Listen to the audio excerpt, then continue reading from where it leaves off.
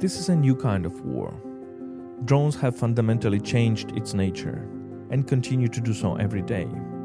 The threats now come from above, not just ahead. If you're wounded, medics may not reach you quickly because of the drone threat. Dugouts should be less massive and more concealed. And the drones themselves are diverse, small and large, for observation and for attack, for bombing and for supply. Let's try to understand this evolving battlefield. You're listening to the Explaining Ukraine podcast.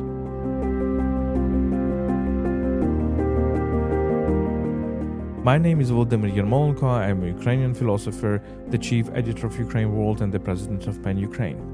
My guest today is Nataliya Gumenyuk, a leading Ukrainian journalist and co-founder of the Reckoning project, which combines war crimes documentation with journalism. Nataliya recently embedded with 3 Ukrainian brigades to study drone warfare in depth. She wrote a major article for The Atlantic. You'll find the link in the episode description. In this episode, I asked her to share what she saw and what she learned. The Explaining Ukraine podcast is produced by UkraineWorld, an English-language media outlet about Ukraine, run by Internet Ukraine. You can support our work on Patreon. Your support is vital for us as we rely heavily on crowdfunding. You can also contribute to our frontline volunteer efforts, where we assist both soldiers and civilians. Donations are welcome via PayPal. All links are in the episode description. So let's begin.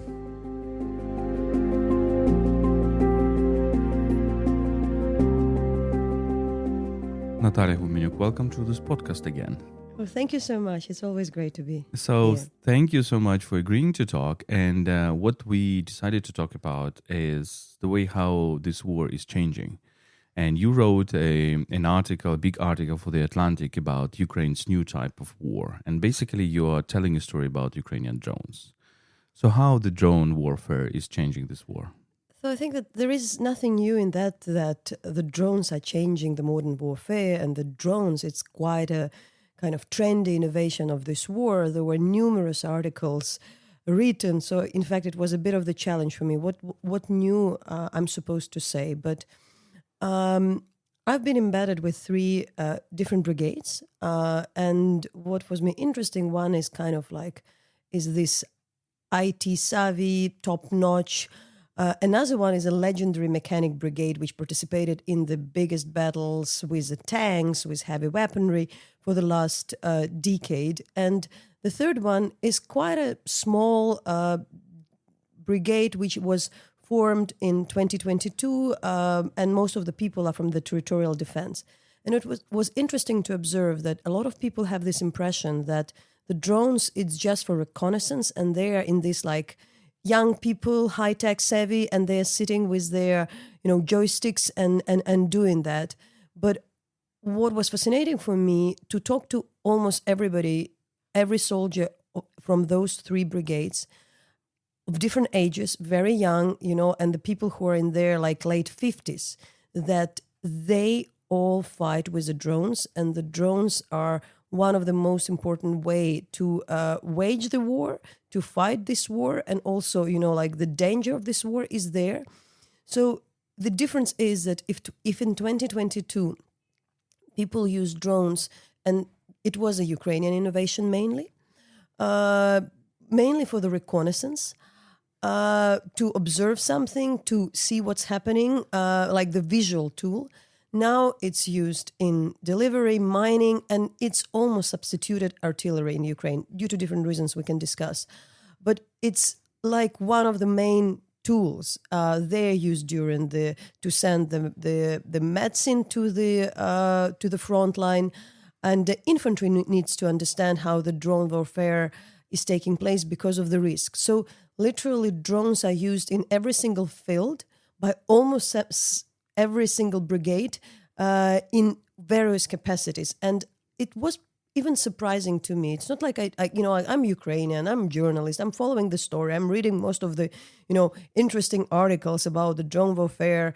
But most of them, which I read before, were about the technology, like the technology, how the drones are produced, how they are developed, but how they are used, it was not so clear for me. And it was eye-opening for me to be everywhere, to see, not like everywhere. I know there is artillery. Of course, I hasn't been embedded to like with so many people, but you really understand that either that would be a special forces or paratroopers or reconnaissance or, more or less anybody, they use them. Of course, the Russians as well, but that's quite a new thing at this stage, at this level. What as I also travel a lot to the front lines and talk to soldiers, I also see how things are changing, and the way how you described it in your article, how the very tactics is changing, how you actually think about your infantry, how you think about your dugouts, how you think about your fortifications. Can you tell me a little bit about that? Because for our listeners, the most of this war is going in a flat reality, in a flat geography landscape, in a steppe where there is no basically no mountains, I don't know, big forests and etc. And it also affects how, for example, soldiers are thinking about the danger. So the danger comes from the sky mainly, right? The danger used to come from the sky when there is the bombardment from the aviation. Yet still there were a particular trenches, particular position. But now we can really claim that and argue that the whole front line is transparent around 20 kilometers like each way, like 20 kilometers from the Ukrainian side, 20 kilometers from the Russian side. It's a transparent battlefield where permanently 24/7 there is this type of observation Mavic drones, and there is usually somebody somewhere watching that, and any movement the task is to detect any movement. So if early you can kind of hide some trenches somewhere, they are bigger, of course, like after it's disclosed it can be targeted, but here like every tiny movement is there to strike. That's about it. And we also should say, of course, there are different lines of defense, but we can imagine that there used to be kind of more fortified trenches somewhere in the field, which is totally unthinkable. You cannot have any kind of military dugout anywhere, even if you have like the cover, because if it's discovered, that would be the huge attack from anything possible, and the movement. So we used to. I'll give you a totally different example, which is not from not exactly from my article, but I also talked to paramedics. But it was also very vivid for me. So the paramedics told me that the evacuation isn't almost there. They cannot evacuate people when something happened to the person, when there is an injury, because there is a very little time span when people can move in the front line. And what they call this gray hour, early morning or very late at night, like around, at that time when I was there, it was like 4 a.m. or like 7, depending from the disc and down, or 7 p.m., let's say like that. Because also there is the night vision, day vision, and it was the only time where equipment is kind of switching from the day to night, so it might be not probable. And the people try to deliver either additional portion of the ammunition during that time, but also when the weather is okay, it's easier to discover, so people would wait for kind of complicated weather, where would be rain, snow, fog, or like somebody told me, the best when it's all together and there is a hurricane. And if at some time, like there was electronic warfare, you can put it and you think you can jam the signal. Now it's way harder to jam the signal because something new is appearing, and then when it's appearing, you kind of can jam. There would be another technology to jam it. But then, and the example was from one of the units, which like a year ago asked for heavy vehicles, ambulances, which are very much protected. It was like a year ago, with this electronic warfare on the top. So you can go there and very fast, like take the soldier out of the danger and provide the medical help, and within the golden hour or whatever. And then the units started to request from the people who helping them, not these well-equipped armored ambulances, but they said like, oh no, maybe we need to have this kind of a jeep type of car, which is very fast because it's faster. We do it in kind of more rare cases. And like now they're saying, like, no, that's already too much. It's too easy to discover this car. Maybe a motorcycle. So you're really thinking like the smaller you are, like the less visible you are, there is more chances for you to get somewhere. So you literally need to move around the front line in those invisible groups in a very, moment. And most of the time, people need to sit in different types of the dugouts, not being discovered, and fight, from their dugouts, from their trenches, but in a way that almost everything is there. And I know it's maybe hard to imagine, but still I would ask our audience to imagine that there were spots where people were kind of based and you need to cover it up. But now and sometimes there would be some reconnaissance, the satellite with not that precision. Now you really think about the front line as something transparent, and where you permanently under the imminent danger. And it poses a lot of moral problems because, for example, you have wounded soldiers on the point zero, and even 1 year ago, what you do, you send an evacuation group without a car. You send basically 6 people. You need 6 people, 5 to 6, I don't know, 4 maybe people, but mainly 6 to carry the wounded person. Now, with all the probability, these 6 people will be dead. And even to evacuate the dead body, to evacuate the wounded, is problematic. You know what one soldier told me is that they are looking now for the costumes against the night vision, because the costumes hide your thermo kind of the temperature of your body, and therefore they're not visible in the night vision. There are a lot of new things coming up. So there are this kind of what they call thermo coat. But what I was also explained, like it's a bit heavy. It's very hot in under that. So you really can spend not more than an hour wearing this kind of the coat, which would hide you, and you would probably use it for those like 20 minutes, especially for the infantry, when you need. It's not more than an hour. That much time you have to make a dugout in the forest if you are infantry. It's very little time. So you used to have this kind of a more classical thing. There are engineering troops, they do the dugout, and like later somebody's fortifying that. Of course, you need to do that like under the trees or in some particular place. But it's again, like it's a very little time unless you're discovered. So it's in a different way. And, even like what I was also like, it's really changes also the psychology of the fight, because what you used to do before, if you're a soldier, if you can still like run and hide, if there is artillery, you can move you move maybe a few meters or somewhere, you understand that you can, get out of danger if you are detected, if there is an opportunity, of course. Now the drone is following you. So in fact, the kind of usual psychology and usual strategy if you are discovered, you need to run and hide. It's not there anymore.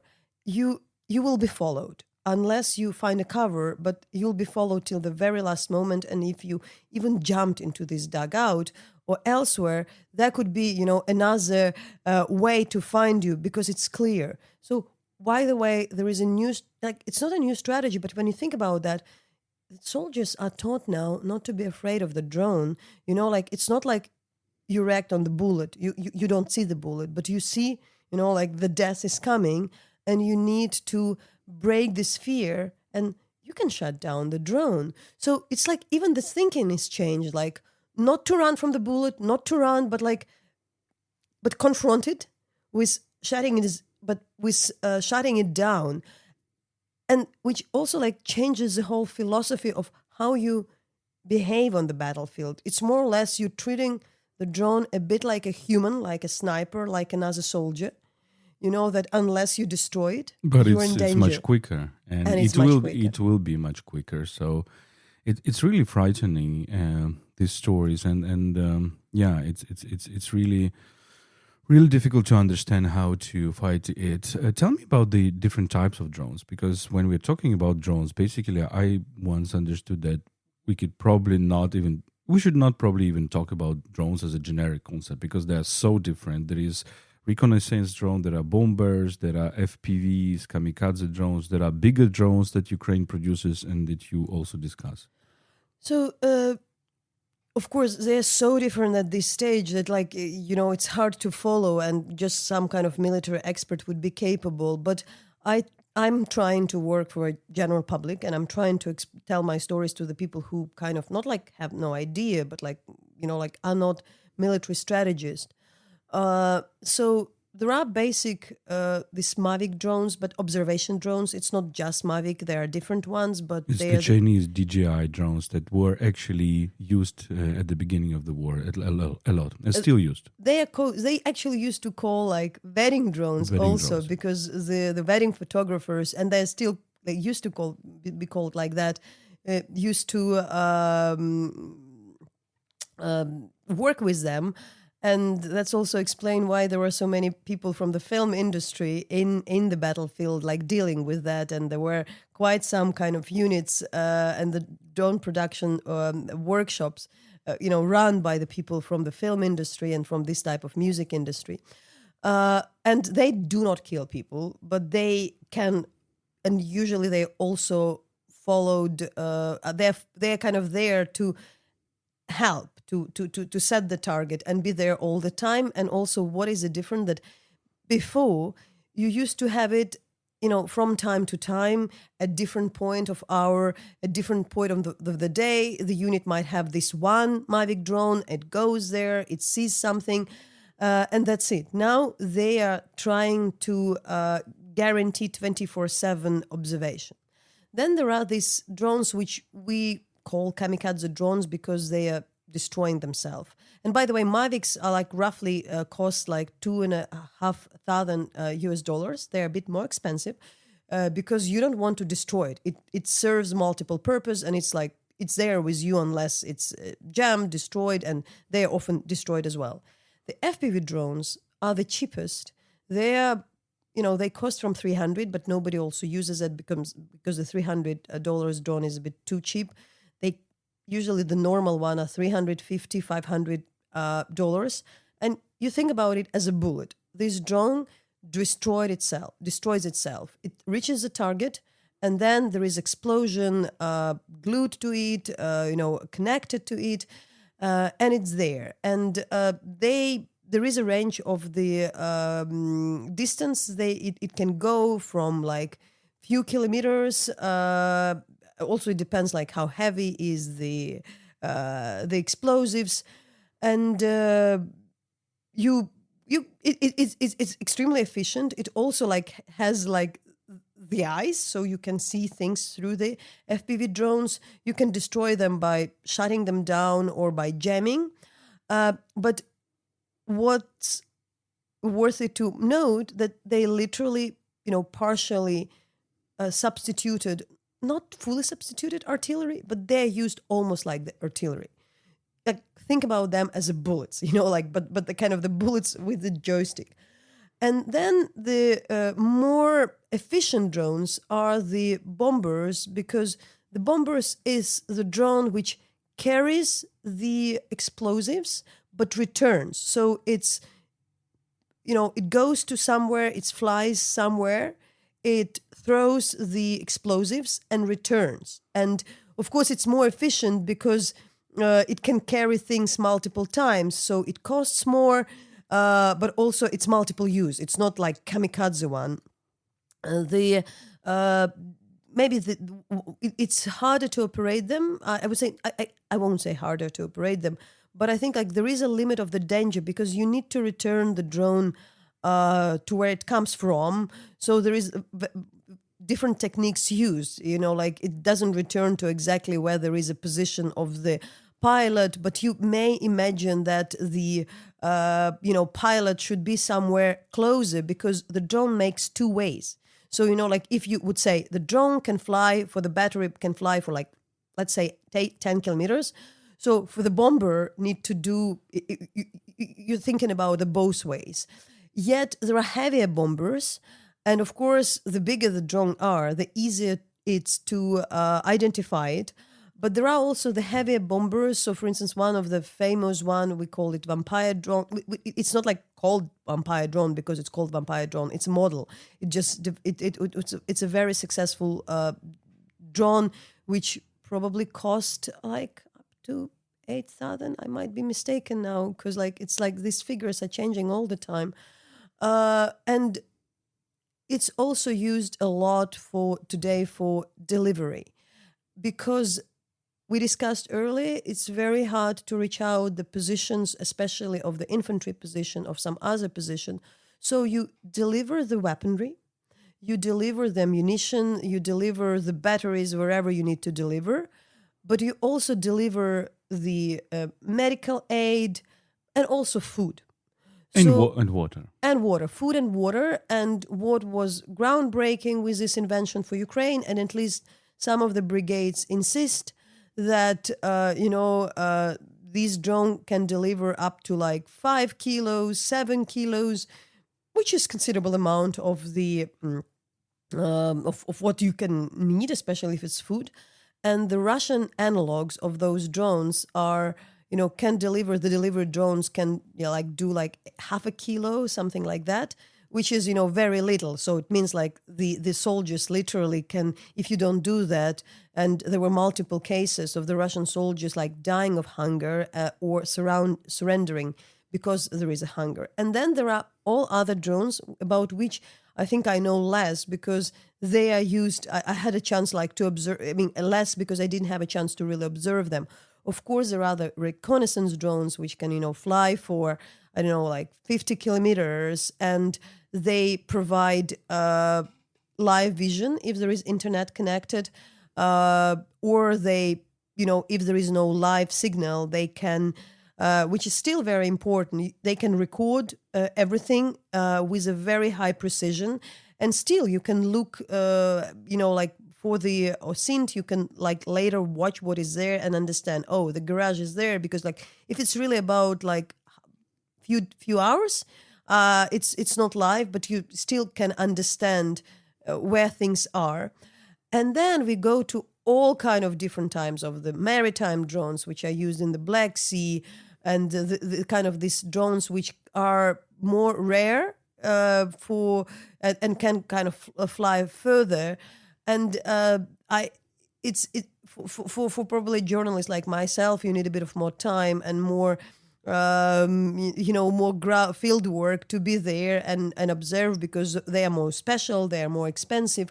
And by the way, I'll give an also example of this, the drone which they call Wing. In Ukrainian, there is a particular model called Leleka, it's storage.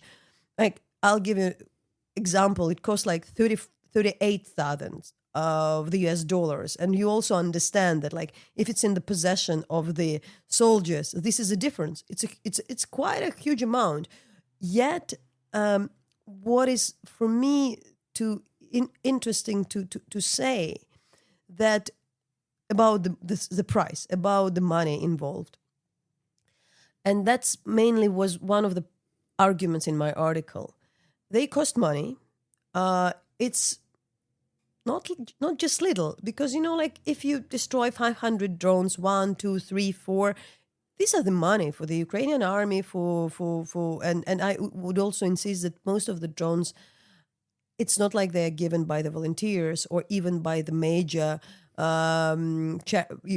foundations supporting the army. Absolute majority, over 90%, they are procured by the state. But it's a lot of money which are involved. But for us, it's very hard to think in zillions, trillions, billions. But all type of the weapon which is used, they can cost $1 million, they can cost few millions, and when are you thinking about that? It's just too much. You can't fundraise for that. To that, you even kind of think that it's so expensive for the state. When you think now about the lack of the foreign aid, you're really thinking there would be less international and military aid to the Ukrainian army. What we can do, so maybe if there is less money, Ukraine can't find this war because there would be less resources. Yet drones are disproportionately cheaper. They are feasible alternative. So I've observed the fight from the trench, from the dugout, where FPV drone pilot was trying to strike a tank, the Russian tank, which roughly might cost $1 million, with like 5 or 6 FPV drones. It's impossible fully destroy it, but you can harm it and stop it. And later, with like one shot, it can be, either destroyed. But disproportion, that was for me the most striking when I really, and he was like agonizing that like, okay, I used already 5 drones, 6 drones, and he had a particular amount, like till the morning delivery. And he was agonizing, like, should he use the 7th? Because, would it work? In the end, he risked and used. He all experimented with all kind of explosives. But for me, this idea that I observed how like 5 or 6 FPV drones were capable to destroy something which cost 1 million was pretty astonishing to really just think about the economy of this war and also understand that with this very diversified system, there is a way, like to think that you might fight is with less, like resources and with less money, fight some and destroy like very expensive things. And this is also the huge change with the Ukrainian drone warfare, because if you really think about the American weapon in particular, they really there is no practice to produce things cheap. China produces them. But for instance, the US do not produce things. Anything they produce cost million, because that's how the industry works. Yeah, and it works another way too, because Russians produce a lot of cheap weapons, and therefore all these drones that we suffer from, these Shaheds and these others, are very, very cheap. And we also need to fight them with cheap weapons. And this is what I also try to explain, that to the foreigners, don't think in terms of money only. You need to think about cost effectiveness. You need to understand that there are lots of cheap weapons on both sides. There are lots of expensive, but there are lots of cheap weapons on both sides. And you cannot down a Shahed drone with very sophisticated arms, right? So you also need to have a lot of cheap arms to defend yourselves, right? Sure, but we just have less of the expensive ones to be destroyed with the Russian cheap weapon. I think it's time really to dwell on how Russia has developed their drone warfare, in particularly because people would say like, oh, but it looks like the Russia has an upper hand in drone warfare today. So the difference is, of course, Russia is very good in scaling. So what they can do, which is a struggle for Ukraine, is what we have is a very diversified, like network of the creators who are doing that in numerous workshop and the companies. Russia can scale and produce something. I still argue that why diversity and decentralization matters. It's also, it's unfortunate game. Somebody invents something and then you need to find an antidote. So in case of Ukraine, you need to find a lot of antidotes because there are a lot of things which are developed and they are permanently, innovating. So sometimes there is this change within a couple of like weeks when, and there are the situation when there is a workshop somewhere, in Kyiv or elsewhere, which is in direct communication with a particular unit, and the unit is using the drone in the battlefield and says after the battle, like within a few hours, like, oh, we need to change something, we need to fix something, and it can be done within like couple of days or weeks. So Ukrainian model is very decentralized. And then sometimes there are units that are supplied by particular very small factories, even garage factories, right? And Russian warfare is very centralized. So they take some technology, then they scale it. And then who has the advantage? It's difficult to say, right? So yes, of course. At first, you can say like, okay, then if Russia, we find the antidote for this kind of Russian like new invention, we can, like fight them, and then we need to wait till the time when they invent something new. But they're fast with their scaling as well. So they search, they find, they discover something new rather fast because they do have this capability.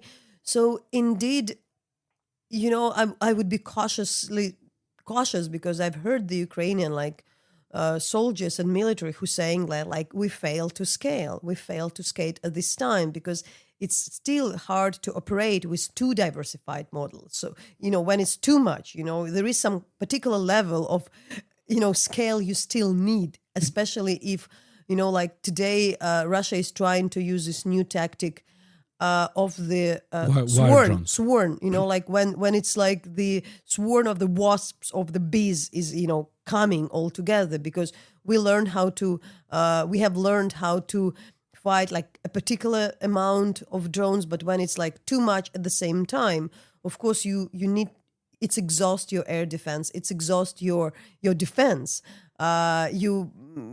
And sometimes they are successful, sometimes they're not, sometimes you find the antidote. So what I also observe that Ukrainians are very serious about Russian capabilities. They treat them with some particular level of respect and constantly thinking.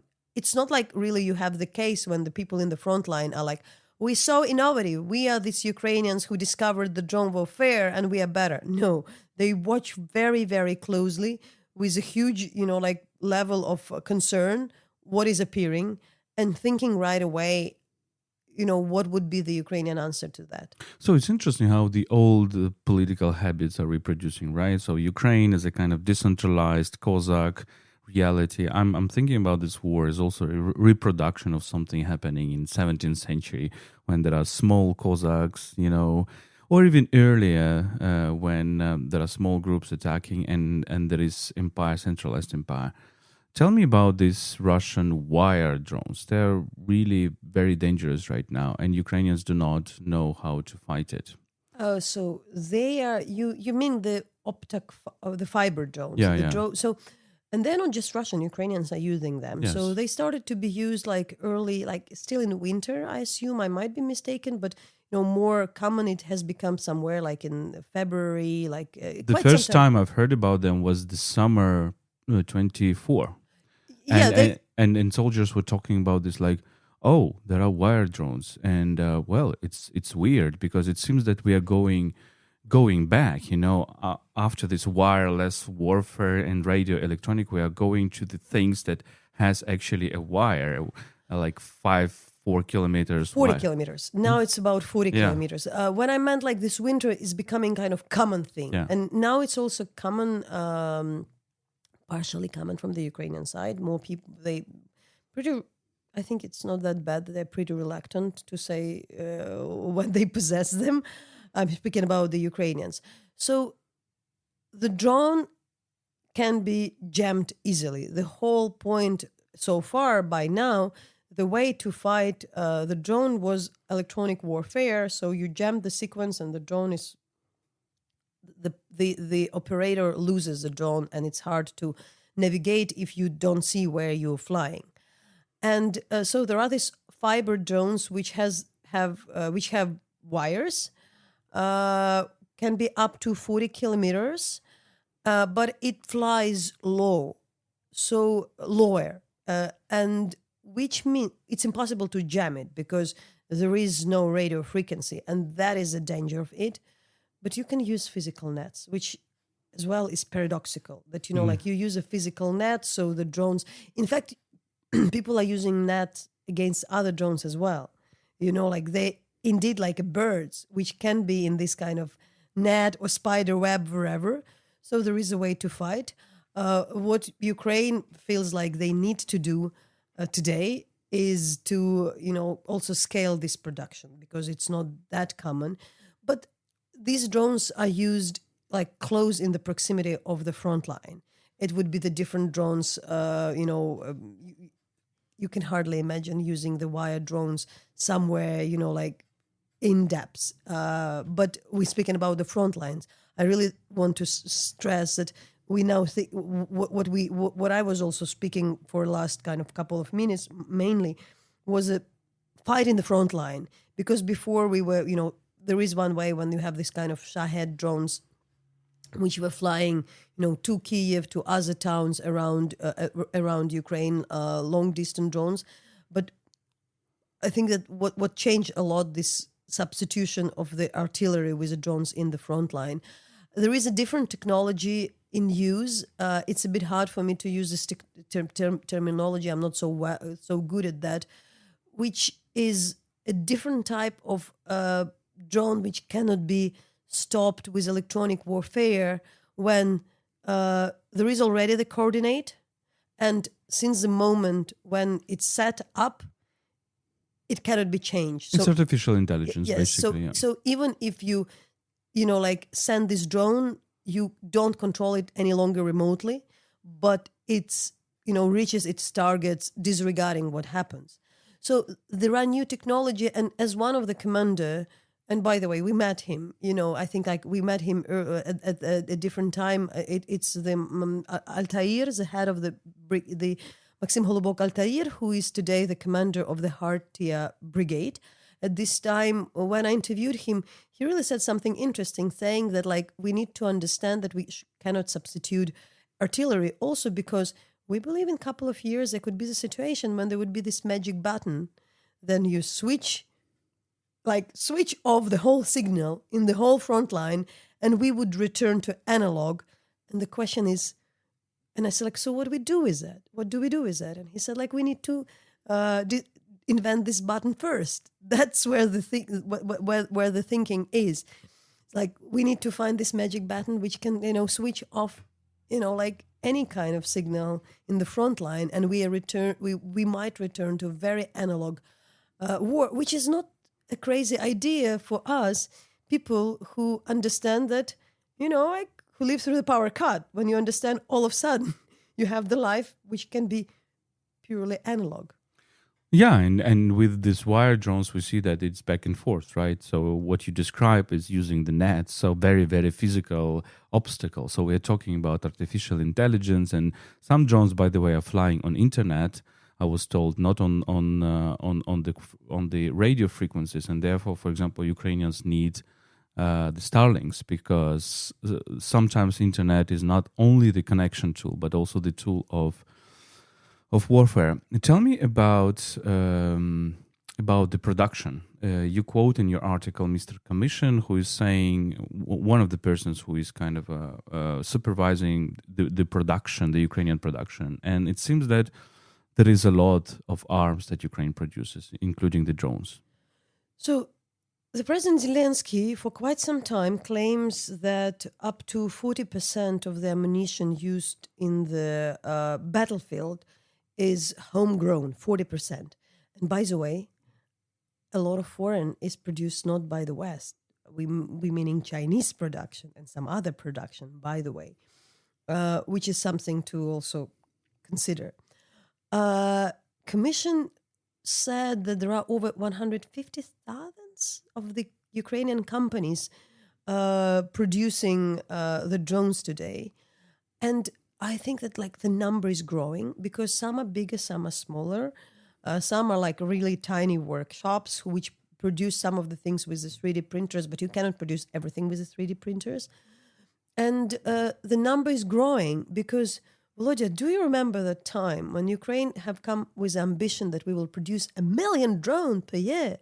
And it was wow, it's impossible. Wow, it's sounds like a bit not fake, but boasting with no reason. Now they say 2 million drones per year, 4 million drones per year. So I literally think that we need to return to the we need to return every month to check this figure.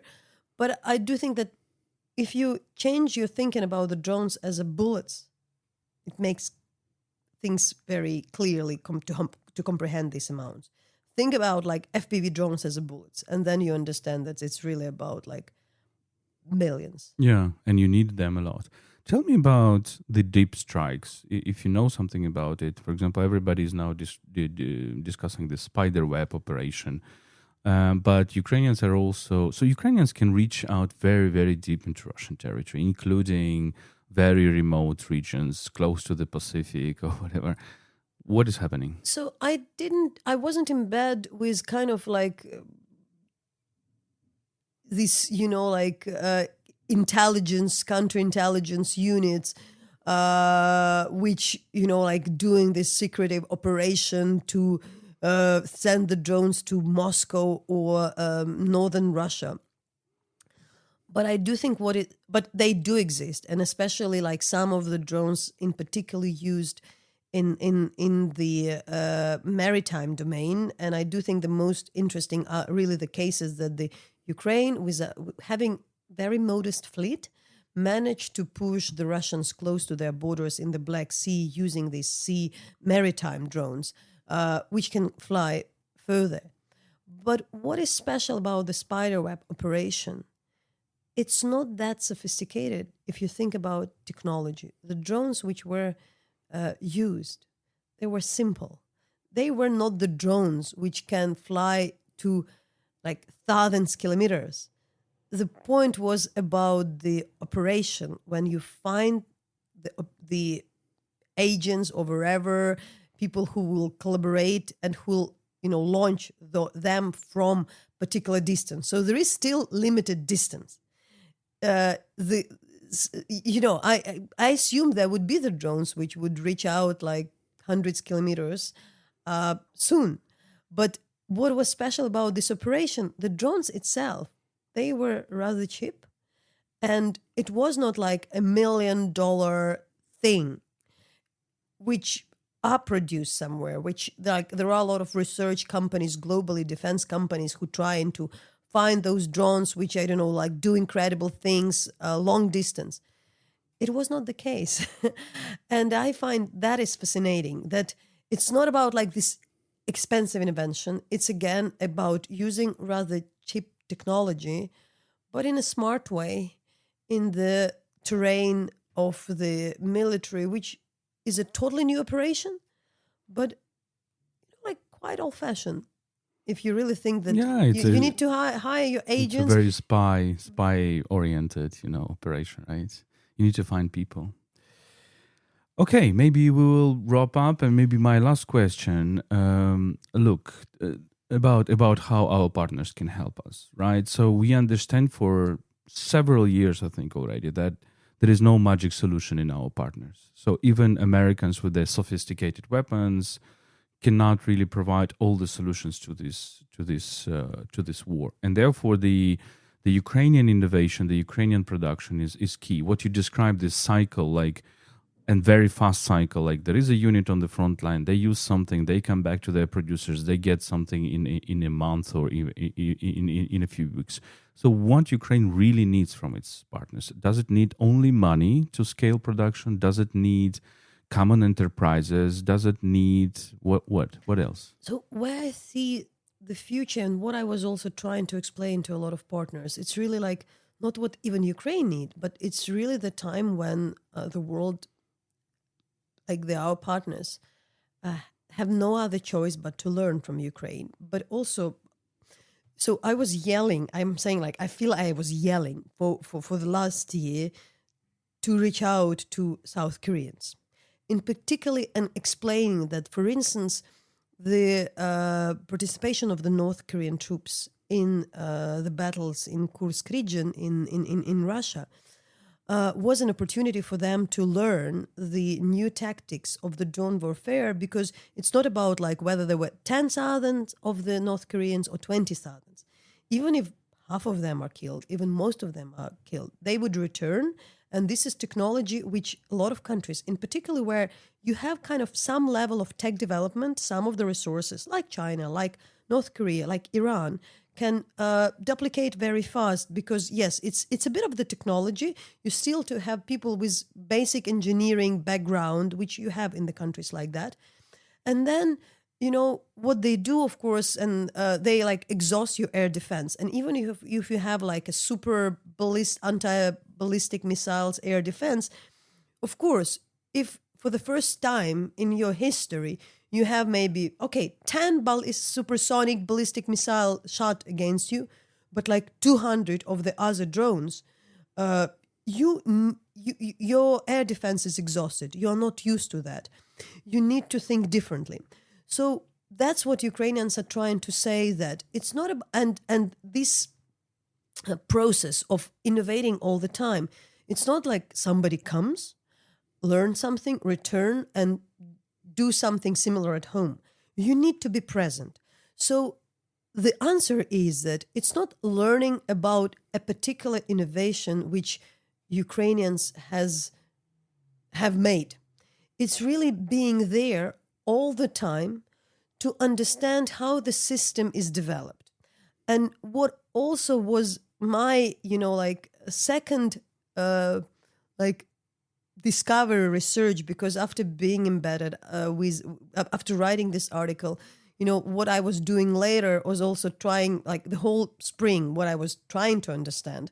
Literally, the number one question for me was, can we substitute the US weapon? Europeans can substitute the US weapon? And if so, what? Trying to talk to the people in defense, in the Nordic countries mainly, in some of the Ukrainian, European allies. And I also should understand that we cannot be arrogant. There are some particular system, HIMARSs, Patriots cannot be substituted. But also a lot like other things, it took years. It takes years to develop them. They're very sophisticated system. They're very efficient. They're produced in Sweden. They're produced elsewhere. And the point is not that the drones are substituting them. The current, I'm not speaking even about the future, is about drones becoming the part of it.